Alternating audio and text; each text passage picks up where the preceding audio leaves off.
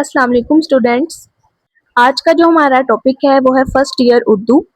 کیا یہ غزلیں آپ کو بھی پریشان کرتی ہیں؟ اسپیشلی جو غزلوں میں شعر لکھنے ہوتے ہیں نا، وہ مکس ہو جاتے ہیں یا بھول جاتے ہیں. لیکن اس ویڈیو کو دیکھنے کے بعد ایسا کچھ نہیں ہونے والا. آپ خود سوچیں گے کہ جن غزلوں کے پیچھے ہم پاگل ہوتے تھے، پڑھا ہی نہیں جاتا تھا، اور اب یہ اتنی آسان ہو جائیں گی کہ آپ کو فنگر ٹپس پہ یاد ہوں گی. تو آج ہم نے غزل کی تشریح کرنی ہے. فرسٹ ایئر کی جو پہلی غزل ہے وہ ہے میر تقی میر کی. میں آپ کو اس ویڈیو میں کمپلیٹ گائیڈ کروں گی اور غزل کو لکھنے کا پیٹرن بھی بتاؤں گی. ویڈیو آپ نے لاسٹ تک دیکھنی ہے کیونکہ یہ ویڈیو پوری ہی بہت زیادہ انفارمیٹیو ہونے والی ہے انشاءاللہ. اچھا، یہ جو غزل ہے میر تقی میر کی، وہ 2026 کے پیپرز کے لیے کٹ ہو گئی تھی کیونکہ سمارٹ سلیبس آ گیا تھا. لیکن اب ایسا نہیں ہے، اب کوئی سمارٹ سلیبس نہیں ہوگا، آپ کا کمپلیٹ سلیبس ہوگا پیپر کے لیے. تو اس لیے ہم نے یہ غزل کرنی ہے. ہم سٹارٹ کرتے ہیں. اس کا جو شعر نمبر 1 ہے وہ ہے پتا پتا بوٹا بوٹا، حال ہمارا جانے ہے، جانے نہ جانے گل ہی نہ جانے، باغ تو سارا جانے ہے. اب یہاں پر بوٹا کا مطلب پودا ہے اور گل کا مطلب پھول ہے.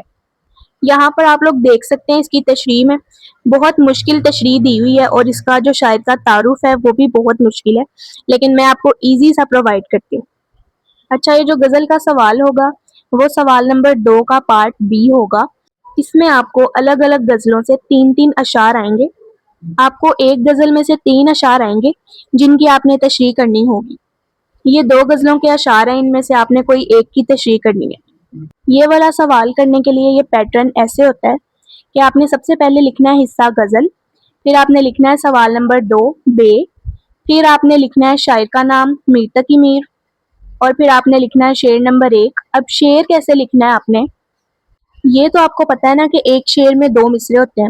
اب پیپر میں ہم نے پورا شعر نہیں لکھنا، ہم نے ایسے لکھنا ہے کہ جو شعر کے پہلے 2 لفظ ہیں ہم نے وہ لکھنے ہیں، اس کے آگے ہم نے 4 ڈیش لگانی ہے، اس کے بعد جو شعر کے آخری 2 لفظ ہیں وہ لکھ دینے ہم نے.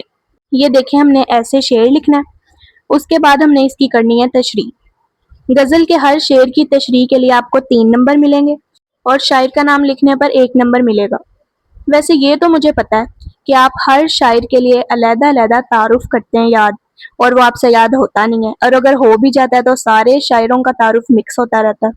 لیکن اب یہ ایک سیکرٹ ہے جو میں آپ کو بتانے لگی ہوں. آپ نے ہر شاعر کے لیے نا یہ 2 لائنز لکھ دینی ہے بس. کیا لکھنا ہے؟ میر تقی میر اردو ادب کے مشہور غزل گو ہیں، ان کا شمار اردو ادب کے بہترین اور قابل ترین شاعروں میں ہوتا ہے. بس یہ لکھنا ہے. میر تقی میر کی جگہ آپ شاعر کا کوئی بھی نام لگا سکتے ہیں. ہر شاعر کے لیے آپ نے یہی 2 لائنز کرنی ہے تعارف کے لیے. اس کے بعد آپ نے کرنا کیا ہے کہ جو ہر شعر میں مفہوم دیا ہوتا ہے نا، وہ علیحدہ لکھنے کی بجائے آپ نے تشریح کے پہلے پیراگراف میں لکھ دینا ہے. اس طرح سے ایک تو پیراگراف بن جاتا ہے اور لینتھ بھی لمبی ہو جاتی ہے تشریح کی. کیا لکھنا ہے؟ اس شعر میں میر تقی میر کہتے ہیں کہ دنیا کا ہر شخص ہماری حالت اظہار سے واقف ہے، لیکن صرف محبوب ہی ہماری حالت سے واقف نہیں ہے. اب یہاں حالت اظہار سے مراد بری حالت ہے. اس کے بعد ہم نے لکھنی ہے کوٹیشن، جس کو اردو میں حوالہ بھی کہتے ہیں. اب آپ لوگ ذرا خود دیکھیں کہ کتنے زیادہ مشکل شعر یا پھر کوٹیشنز دی ہوئی ہیں. ان کی ورڈنگ ہی اتنی مشکل ہے کہ یاد ہوتی ہی نہیں ہے، اور اگر ہو بھی جائیں تو تھوڑی دیر بعد بھول جاتی ہیں. لیکن آپ لوگ میری پرووائڈ کی ہوئی تشریح اور کوٹیشنز لکھیں تو انشاءاللہ آپ کو بھولیں گے بھی نہیں اور یاد بھی اچھی طرح ہو جائیں گے. تو کیا کوٹیشن ہے؟ محبت نام ہے وفا کا. اس کے بعد نیکسٹ پیراگراف ہے. شاعر یہ بیان کرتے ہیں کہ محبوب کی جدائی اور بیزاری سے ہماری حالت بیزار ہے. ہماری اس حالت کے بارے میں پوری دنیا جانتی ہے، لیکن صرف ایک محبوب ہی بے خبر ہے. اچھا، یہاں پر شاعر ہم اپنے لیے عزت کے لیے استعمال کر رہا ہے. ساری دنیا ہم پر ترس کھاتی ہے اور ہمدردی کرتی ہے، لیکن جس محبوب کی وجہ سے ہماری یہ حالت ہے وہی انجان بنا ہے. اس کے بعد ایک شعر ہے. ہم ہیں مشتاق اور وہ بیزار، یا الہی یہ ماجرا کیا ہے. اب مشتاق کا مطلب ہے شوق رکھنے والے، اور بیزار کا مطلب ہے پریشان. اس پوری غزل کی تشریح اتنی ایزی ہے نا کہ میں بس اس کو ریڈ کروں گی، اس کو ایکسپلین کرنے کی ضرورت تو بالکل بھی نہیں ہے. اچھا، غزل کا پیٹرن یہ ہوتا ہے کہ ایک پیج پر 2 پیراگرافز ہوں اور 2 ہی کوٹیشنز ہوں. آپ نے اس بات کا خیال رکھنا ہے کہ جو آپ نے کوٹیشن یا شعر لکھنا ہے وہ اس پیراگراف کے ریلیونٹ ہونا چاہیے. ایگزامینر کی نظر سب سے پہلے آپ کی کوٹیشنز پر پڑتی ہے جو آپ نے مارکر کے ساتھ ہائی لائٹ کی ہوتی ہیں، تو کوشش کریں کہ اس میں غلطی کا چانس بالکل بھی نہ ہو اور وہ اس طرح لکھی ہوں کہ سمجھ آ رہا ہو کیا لکھا ہے۔ اگر آپ نے کوٹیشنز اچھی لکھی ہیں نا تو وہ پیراگراف پڑھے بغیر ہی آپ کو مارکس دے دیتا ہے۔ سو اس لیے ہم نے کوٹیشنز پہ زیادہ فوکس کرنا ہے، اور یہ بالکل بھی ضروری نہیں ہے کہ آپ نے مشکل والی یاد کرنی ہے۔ جو میں نے پرووائڈ کی ہیں آپ لوگ وہ یاد کریں، یہ بہت زیادہ ایزی ہے۔ شاعر دنیا کو چمن اور اس کی مناسبت سے پتوں کو اہل دنیا قرار دیتا ہے۔ وہ کہتا ہے کہ چمن میں صرف ایک گل یعنی محبوب ہی ہے جو میرے حال سے واقف نہیں ہے، ورنہ چمن کا ایک ایک پیڑ پودا اور پتا میرے حال سے واقف ہے۔ یعنی دنیا میں کوئی ایسا شخص نہیں جو میری حالت سے واقف نہ ہو سوائے محبوب کے۔ اس کے بعد شعر ہے، اثر اس کو ذرا نہیں ہوتا، رنج راحت فضا نہیں ہوتا۔ شاعر مزید کہتا ہے کہ محبوب پھول کی طرح خوبصورت ہے اور وہ بس اپنے آپ میں ہی مگن رہتا ہے۔ اسے ارد گرد کی کچھ پرواہ نہیں ہوتی۔ اسے معلوم ہے کہ کوئی اس کی محبت میں دیوانہ ہو چکا ہے۔ اس کی بے رخی نے شاعر کی یہ حالت کر دی ہے۔ اس کی حالت سے سب واقف ہیں لیکن صرف وہ نہیں واقف جسے واقف ہونا چاہیے۔ لوگ کہتے ہیں محبت میں اثر ہوتا ہے، کون سے شہر میں ہوتا ہے، کدھر ہوتا ہے؟ انسانی نفسیات ہے کہ جب وہ کسی تکلیف میں ہوتا ہے تو اسے اس شخص کی زیادہ ضرورت محسوس ہوتی ہے جسے وہ سب سے زیادہ پسند کرتا ہے۔ وہ چاہتا ہے کہ اس کی حالت زار میں اس کا محبوب اس کی طبیعت پوچھے، لیکن اگر ایسا نہ ہو تو چاہے ساری دنیا بھی اس کی خبر پوچھ لے اسے خوشی نہیں ہوتی اور قرار نہیں آتا۔ محبوب وہ ہوتا ہے جس کے بغیر سانس تو چلتی ہے پر زندگی نہیں۔ آپ لوگوں نے اس بات کا خیال رکھنا ہے کہ جو شعر کی تشریح ہے نا وہ کبھی بھی کوٹیشن پر ختم نہیں ہونی چاہیے۔ اس کے بعد آپ نے ایک یا دو لائن لکھ دینی ہے۔ شاعر کا محبوب اس سے بہت بیزار ہے۔ اچھا، ایک شعر کی جو تشریح ہے وہ ہماری 3 نمبروں کی ہے، اور اردو میں ایسا ہوتا ہے کہ ایک پیج کا 1 نمبر ہوتا ہے، تو آپ نے ایک شعر کی تشریح 3 پیجز کی کرنی ہے۔ نیکسٹ ہے شعر نمبر 2۔ سمجھانے والے تو یوٹیوب پر بہت زیادہ مل جائیں گے آپ کو، لیکن میرا کام آپ کو نوٹس پرووائڈ کرنا ہے، تو اس لیے میں آپ کو سمجھا نہیں رہی، آپ کو نوٹس پرووائڈ کر رہی ہوں۔ تو شعر نمبر 2 کی تشریح بھی ہم نے ایسی شروع کرنی ہے کہ ہم نے پہلے شاعر کا تعارف لکھنا ہے 2 لائنز میں۔ میر تقی میر اردو ادب کے مشہور غزل گو ہیں۔ ان کا شمار اردو ادب کے قابل اور بہترین شاعروں میں ہوتا ہے۔ اس شعر میں شاعر کہتے ہیں کہ آسمان کی نظر میں محبوب کے کان اتنے قیمتی ہیں جتنے چاند، سورج اور ستارے ہیں۔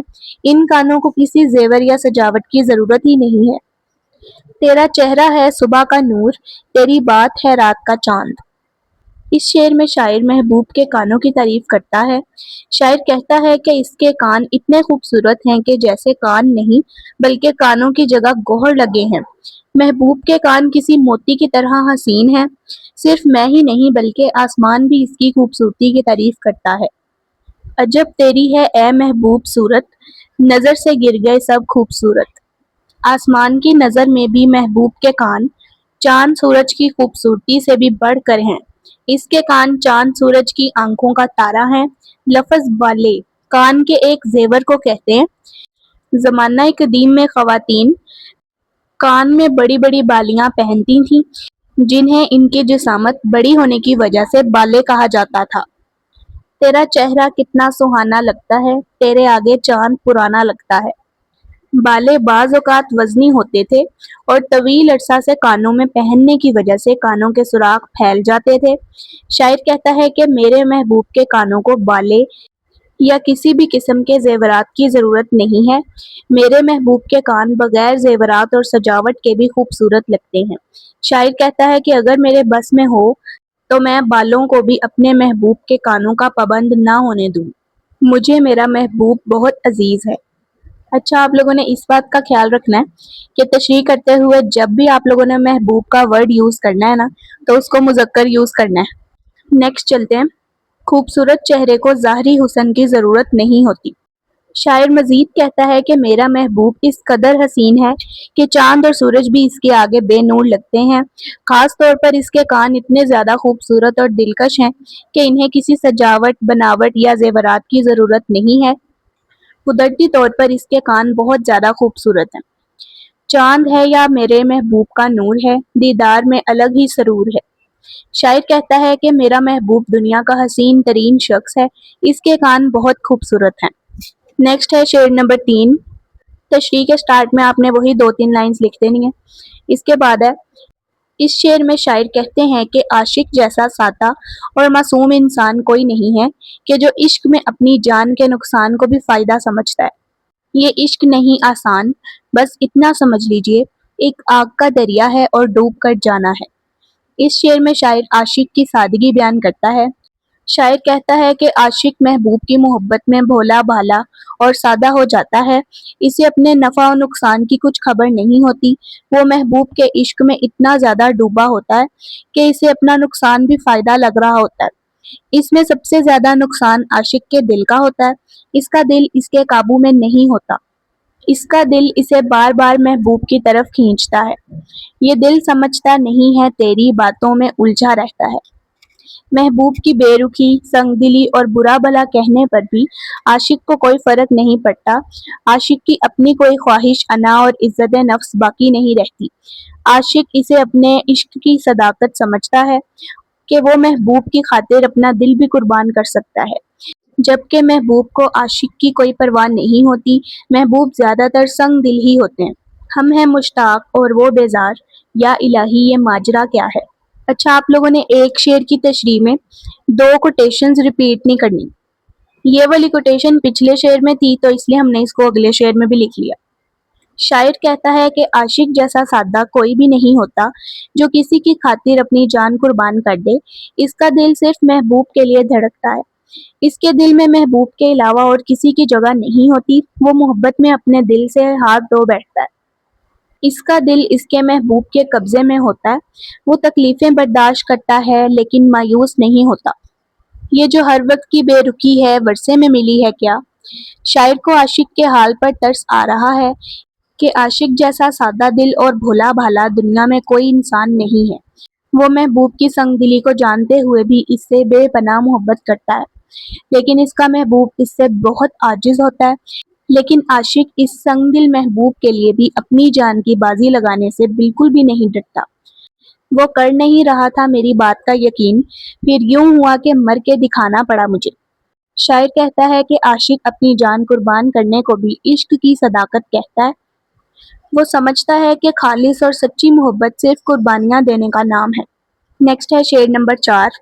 جو ویڈیو ہے وہ تھوڑی سی زیادہ لمبی ہو رہی ہے، اس لیے میں آپ کو یہ ایکسپلین نہیں کر رہی، میں صرف کوٹیشنز ریڈ کر رہی ہوں۔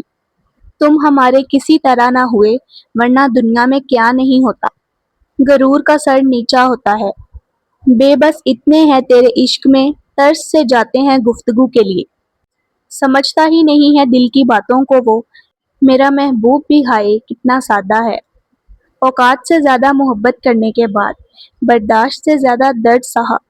یہ اس کا آخری شعر ہے۔ پھر وہ محبوب ہی کیا جو عاشق کا امتحان نہ لے، بے وفائی کی سب کتابوں میں تیرے جیسی کوئی مثال نہیں، ہم ہیں مشتاق اور وہ بیزار، یا الہی یہ ماجرا کیا ہے، اذیت مصیبت ملامت بلائیں، تیرے عشق میں ہم نے کیا کیا نہ دیکھا، یہ جو ہر وقت کی بے رخی ہے ورثے میں ملی ہے کیا۔ جس شعر میں شاعر اپنا تخلص یوز کرے اس شعر کی تشریح بورڈ میں نہیں آتی، تو اس لیے یہ ہم نے نہیں کرنا۔ آئی ہوپ سو کہ آپ کو ویڈیو اچھی لگی ہوگی، تو پلیز لائک اینڈ سبسکرائب کر دیں۔